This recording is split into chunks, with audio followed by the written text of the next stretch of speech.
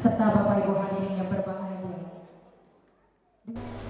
Untuk memberikan pelayanan kesehatan secara menyeluruh kepada masyarakat, pemerintah Kota Palembang membagikan Kartu Indonesia Sehat atau KIS kepada 300 masyarakat yang berada di 7 kelurahan di wilayah Kecamatan Sukarami, Palembang.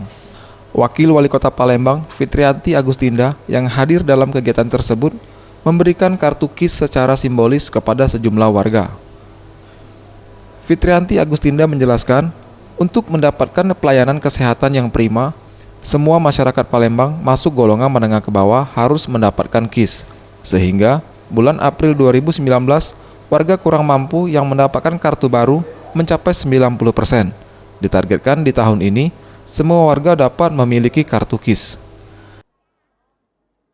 Di Kecamatan Sukarami memberikan kepada beberapa masyarakat perwakilan yang mendapatkan Kartu Indonesia Sehat.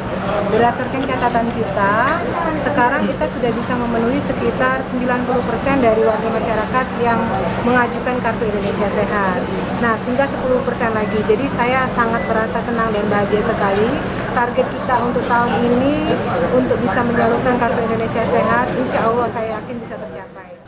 Sementara itu, Kepala Dinas Kesehatan Palembang, Letizia, menambahkan, pemberian Kartu Indonesia Sehat ini masuk dalam kategori bantuan kesehatan yang diberikan pemerintah kepada warga yang kurang mampu dan tidak dipungut iuran sama sekali.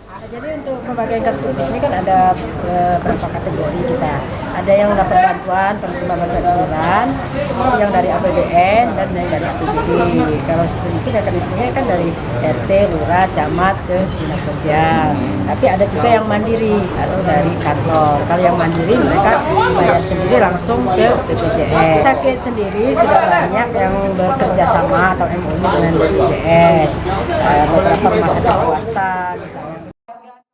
KIS berfungsi sebagai kartu jaminan kesehatan yang dapat digunakan untuk mendapatkan layanan kesehatan gratis di fasilitas kesehatan tingkat pertama dan tingkat lanjutan, sesuai dengan kondisi penyakit yang diderita penerima KIS. KIS merupakan perluasan dari program jaminan kesehatan nasional yang diluncurkan pemerintah sebelumnya pada 1 Januari 2014. Tim Liputan, Sriwijaya TV.